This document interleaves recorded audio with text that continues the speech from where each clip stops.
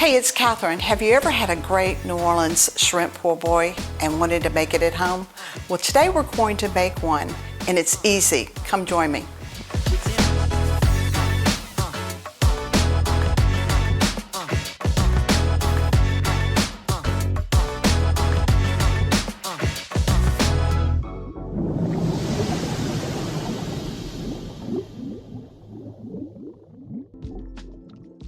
So the secret to a great shrimp po' boy sandwich is the remoulade sauce. So let's start making it first. Here's our mayonnaise.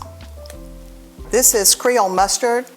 The mayonnaise is the base of this sauce, plus the Creole mustard really adds a lot of depth to it. If you can't find the Creole mustard, stone ground mustard works extremely well. For the next few things we're putting is our Worcester. And then our next thing is ketchup. To make our spicy ketchup, we're going to use the Merman's Revenge Cajun hot sauce. I'm going to drizzle a pretty heavy dose of this. There you go. And we're going to whisk it up a little bit. This smells so good. In our family, we like it very spicy, but if you would like it a little bit less, you don't have to add so much or add more. It's very delicious. Let's do some granulated garlic. This is minced parsley. However, it's too chunky for me, so I like to put it in my hand and crunch it up and make it a little thinner. And now for a lemon. The best thing to do is always to roll your lemon before you cut it, just to get those juices going. I just squeeze it. I put the lemon into the mixture. Okay, a little salt and pepper. You can add more as you go along after you taste it. I also like to use the cracked pepper to taste.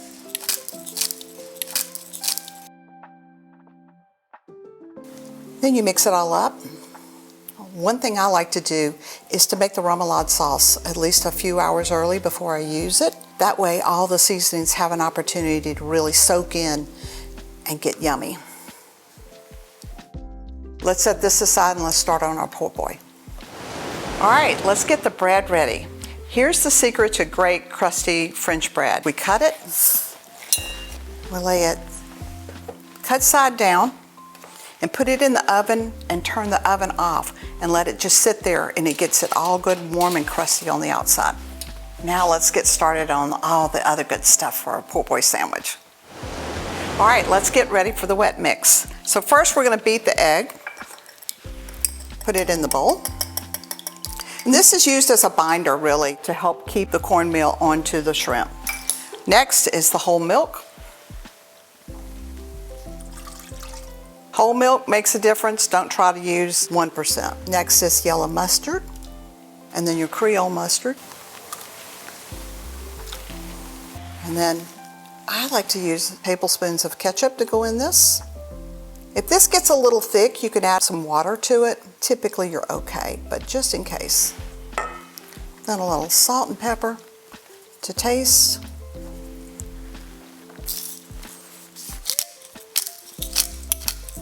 I like to add some Cajun hot sauce into this mix too. And whisk that up. Now for the dry mix. We've got our yellow cornmeal, granulated garlic, and our Cajun seasoning. Why I like the Merman's Revenge Cajun seasoning is because it's not too salty and it has all natural ingredients. It's not too hot and it makes the flavors come out. Okay, let's get started making some fried shrimp. So we have our shrimp and we lightly dried them so they won't pop into the oil, but we're going to mix them. So we're going to use a dry, wet, dry method. That way we've got a good coating on our shrimp. And we have a fryer up here that's fantastic so that it just makes life easier. They can all cook at one speed, which is really nice. I don't know if you know the story about the po' boy, but the po' boy was developed because in the 20s there was a strike for the streetcar drivers. And some of the restaurants in New Orleans took the side of the union. And what they wanted to do was to keep the drivers fed And so what they did is they would offer a poor boy sandwich to all the men that would work at the streetcars. And they called them poor boys, for P-O-O-R, boys. Thus, how we have our great delicious sandwiches today. I'm using large shrimps today, so they fit the sandwich quite nicely.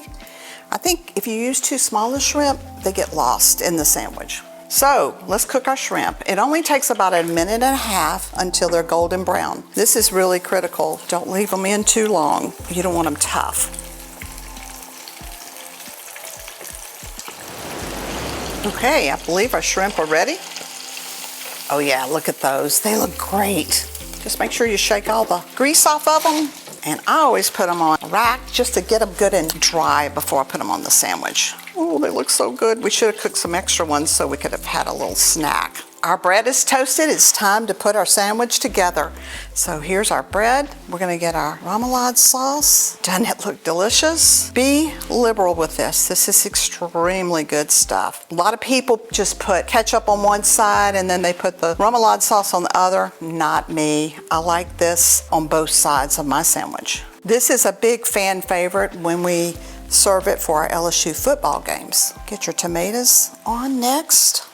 I always like to cut them really thin and space them out. Put a nice layer of shredded lettuce on top. More the merrier.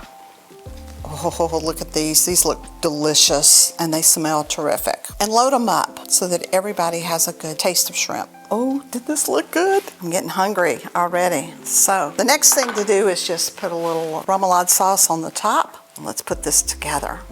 Again, if you have any remoulade sauce left over, it's really great in a salad. I also like to add a little bit of remoulade just to get a little bit more of this great remoulade sauce on top of my sandwich.